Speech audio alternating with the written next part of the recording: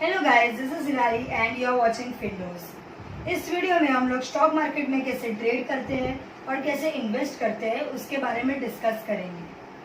पहले के टाइम पे हम अपना पैसा बैंक में डिपॉजिट करवा देते और हमें काफी अच्छा इंटरेस्ट मिलता था, पर कुछ टाइम बाद बैंक का इंटरेस्ट कम होने लगा। तभी लोगों ने सोचा कि चलो स्टॉक मार्केट में इन्वेस्ट करते हैं और वहां से प्रॉफिट कमाते हैं। पर तभी के टाइम पे इतना अवेयरनेस नहीं था, इतना लोगों को पता नहीं था स्टॉक मार्केट के बारे में कि कैसे ट्रेड करते हैं, कैसे इन्वेस्ट करते हैं, तो उन लोग ने स्टॉक मार्केट में इन्वेस्ट नहीं किया। पर आज के टाइम पे एजुकेशन का लेवल इतना बढ़ गया है कि आजकल लोग बैंक में कम और स्टॉक मार्केट में ज्यादा इन्वेस्ट करते हैं और उसमें से बहुत अच्छा प्रॉफिट भी कमा रहे हैं। पर आज भी कुछ लोग ऐसे हैं जिन्हें स्टॉक मार्केट में इन्वेस्ट तो करना है बट कैसे करते वो नहीं पता। तो कोई बात नहीं, इस वीडियो में हम लोग वही डिस्कस करने वाले हैं। मैं कुछ स्टेप्स आपको बताऊंगी, आप वो फॉलो कीजिए तो आप भी स्टॉक मार्केट में इन्वेस्ट या फिर ट्रेड कर सकते हैं। पहला स्टेप है अपॉइंट अ ब्रोकर। आपको एक ब्रोकर को अपॉइंट करना है। ब्रोकर मतलब मिडल मैन होता है। मिडल मैन किसके बीच? आपके और स्टॉक मार्केट के बीच। क्योंकि आप स्टॉक मार्केट में डायरेक्टली इन्वेस्ट तो नहीं कर सकते या डायरेक्टली ट्रेड नहीं कर सकते, उसके लिए आपको ब्रोकर की जरूरत होती है। वैसे इंडिया में बहुत सारी कंपनीज है, जैसे कि HDFC securities, ICICI securities, Kotak securities, Zerodha, वैसे बहुत सारी बड़ी बड़ी कंपनी है। आप कोई भी एक कंपनी को सिलेक्ट कर सकते हैं। सेकेंड स्टेप है आफ्टर सिलेक्टिंग कि आप उनके पास जाइए और अब वो आपका 3-in-1 अकाउंट ओपन करके देंगे। 3-in-1 अकाउंट मतलब बैंक अकाउंट, डीमैट अकाउंट और ट्रेडिंग अकाउंट। फॉर एग्जाम्पल, अगर आप HDFC सिक्योरिटीज में गए तो अगर आपका HDFC बैंक का अकाउंट ऑलरेडी है तो कोई बात नहीं, अगर नहीं है तो आपको HDFC बैंक का अकाउंट खुलवाना पड़ेगा। फिर सेकेंडली वो लोग आपका डीमैट अकाउंट खुलवाएंगे। अभी डीमैट अकाउंट क्या होता है?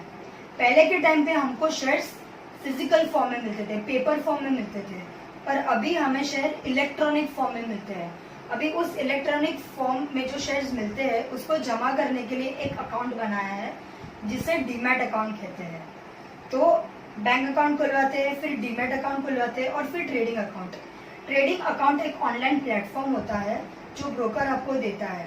उसमें आप डायरेक्टली ट्रेड कर सकते हो, उसमें सेल कर सकते हो, शेयर्स को बाय कर सकते हो बिटवीन मार्केट आवर्स, कुछ भी आप उसमें ट्रेड या इन्वेस्ट कर सकते हो।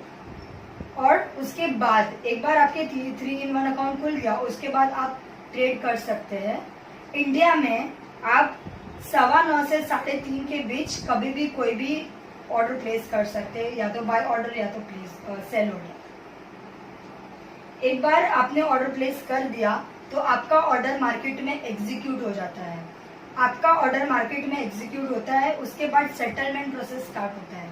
अभी समझो कि आपने बाय किए शेयर्स, तो आपको ये क्वेश्चन आएगा कि मुझे शेयर्स कब मिलेंगे। तो शेयर्स आपको T+2 डे के बाद मिलेंगे।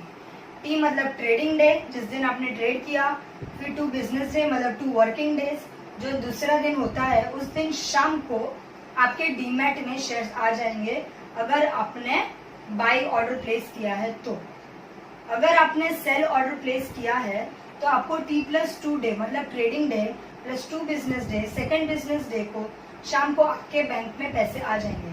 अभी कुछ लोगों को डाउट होगा कि हमको तो कुछ यूज करना आता नहीं है, बाय करना सेल करना नहीं आता, तो हम लोग ट्रेडिंग अकाउंट से कैसे ट्रेड कर पाएंगे? तो डोंट वरी, आप ब्रोकर को भी कॉल करके आपका ऑर्डर प्लेस करवा सकते हो। अगर समझो कि आपको 100 शेयर्स XYZ कंपनी के लेने हैं 100 रुपए में, तो आप ब्रोकर को कॉल करके कह सकते हो कि मुझे XYZ कंपनी के 100 शेयर्स लेने हैं 100 रुपए के। तो जब भी XYZ कंपनी का जो शेयर प्राइस है वो 100 रुपया हो गया, तभी आपका ऑर्डर ब्रोकर प्लेस कर पाएगा। तो डोंट वरी, आप खुद से या फिर आप अपने ब्रोकर से मार्केट में ऑर्डर प्लेस कर सकते हो। तो ये थे प्रोसेसेस जिससे आप अपना बैंक में bank account, demat account, trading account खुलवा सकते हो और आप ट्रेड कर सकते हो। सो अगर आपको मेरा वीडियो अच्छा लगा तो प्लीज लाइक बटन को क्लिक कीजिए, सब्सक्राइब कीजिए और प्लीज अपने फ्रेंड्स को शेयर कीजिए। Thank you for watching.